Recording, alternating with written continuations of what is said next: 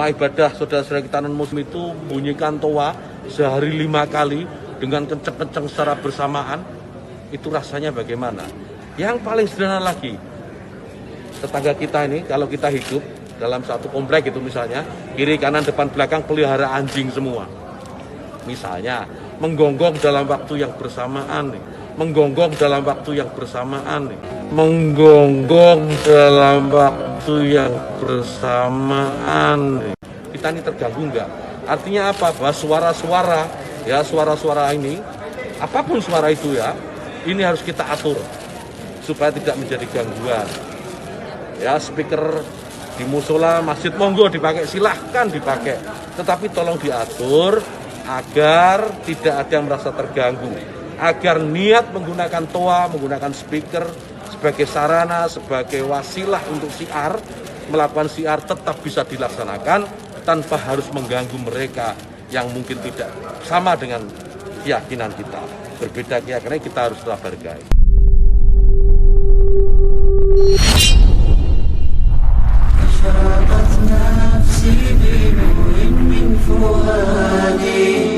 حينما رددت يا رب العباد الله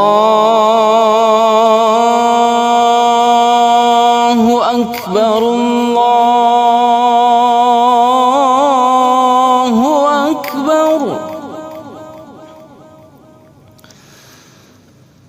الله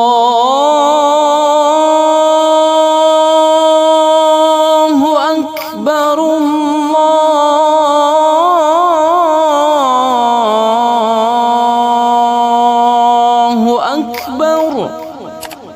Kita masuk teman-teman ke fadilah azan. Azan kita tahu karena Bilal menjadi muadzin. Bilal menjadi muadzin dan ini punya fadilah. Dengarkan baik-baik teman-teman sekalian.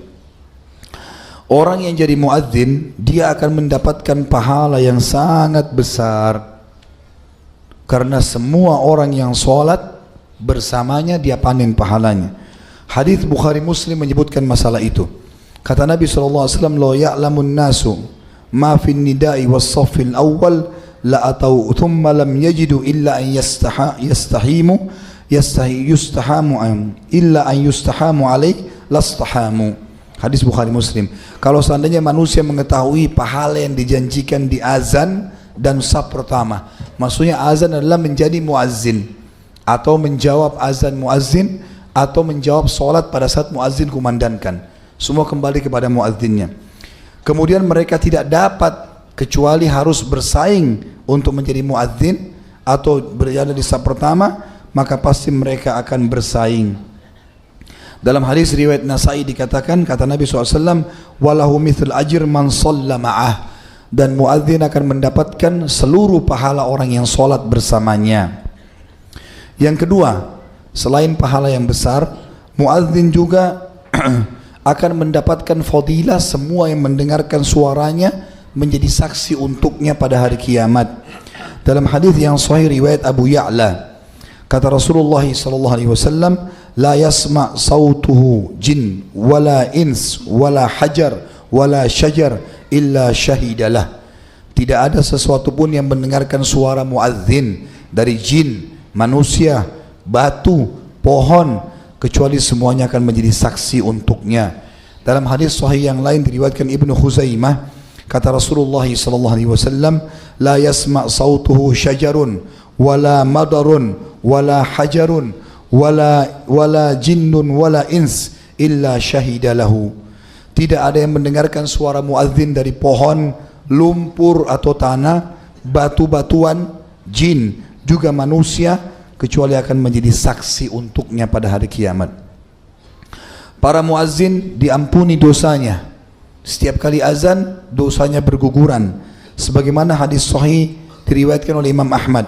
Kata Rasulullah SAW, al-muazzinu yukfar lahu bimaddi sautihi wa yashhad lahu kullu ratbin wa yabis.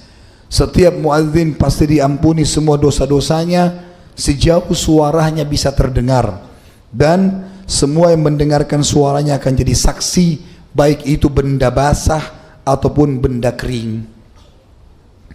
Yang keempat, Orang yang jadi muadzin, kalau sudah dinobatkan jadi muadzin, orangnya langsung secara otomatis dalam Islam bisa dipercaya. Sebagaimana sabda Nabi SAW, riwayat Abu Dawud dan Tirmidzi, al-imamu dhamin wal muadzinu mu'taman, Allahumma arsyidil a'immah waghfir lil muadzinin. Sesungguhnya imam itu dijamin hidupnya, disuruh jamin oleh Nabi SAW, dan para muadzin terpercaya atau dipercaya. Ya Allah, pandulah selalu imam-imam kami dan ampunilah para muadzin kami. Yang kelima, syaitan lari pada saat mendengarkan suara azannya. Dan ini luar biasa, siapapun dia jadi muadzin, maka syaitan akan lari. Dalam hadis Bukhari Muslim, Rasulullah SAW bersabda, "Idza nudiya lis-salati adbara syaitan walahu duratun hatta la yasma'u ta'zin." Sesungguhnya kalau azan dikumandangkan maka semua syaitan lari dan dia mengeluarkan kentutnya sampai dia tidak mendengarkan azan. Artinya karena takutnya dia lari sampai dia mengeluarkan angin, kemudian dia lari sampai suara azan gak kedengaran. Yang keenam, orang yang jadi muadzin akan sangat dikenal pada hari kiamat. Sebagaimana sabda Nabi SAW dalam hadis riwayat Muslim, al-muadzinuna atwalun nasi a'naqan yaumal qiyamah. Sesungguhnya para muadzin adalah orang-orang yang paling tinggi lehernya pada hari kiamat, dan maknanya adalah paling dikenal. Orang langsung bisa tahu ini muadzin. Allah perkenalkan mereka dengan meninggikan poster tubuhnya lebih dari yang lainnya. Yang ketujuh, Allah memujinya secara langsung, dan Allah mengampuni dan menjanjikan surga bagi setiap muadzin. Sebagaimana sabda Nabi SAW dalam hadis sahih riwayat Abu Dawud dan Nasa'i. Kata Nabi SAW, "Ya'jabu rabbukum min ra'i ghanamin fi ra'si syaniyati bijabalin yu'adzim bis salati wa yusalli fayaqulu Allahu azza wa jal unzuru ila abdi hadha yu'adzinu wa yuqimus salah yakhafu minni faqad ghafartu li abdi wa adkhaltuhul jannah." Allah kagum, kata Allah, dengan seorang pengembala kambing yang berada di atas puncak gunung. Kemudian tiba waktu solat, dia pun azan, lalu dia iqamah dan dia solat.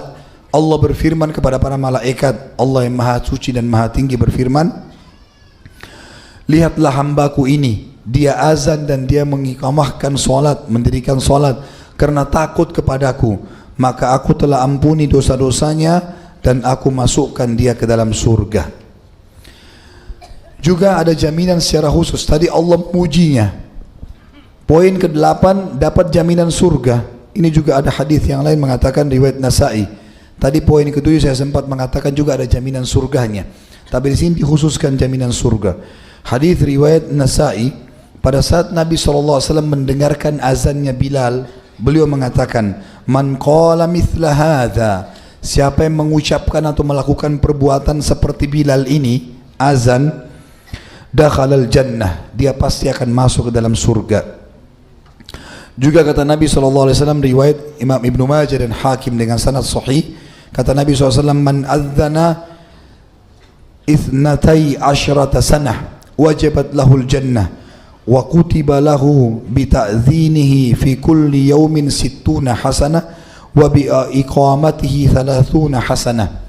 Siapa yang sempat menjadi muazzin selama 12 tahun, dijamin baginya masuk ke dalam surga, dan dicatatkan baginya setiap harinya atau setiap dia azan 60 pahala, dan setiap iqamahnya 30 pahala. Dan ini berarti ada hadis yang menjelaskan kepada kita tentang fadilah tetap kokoh menjadi seorang muadzin, bertahan pada saat itu.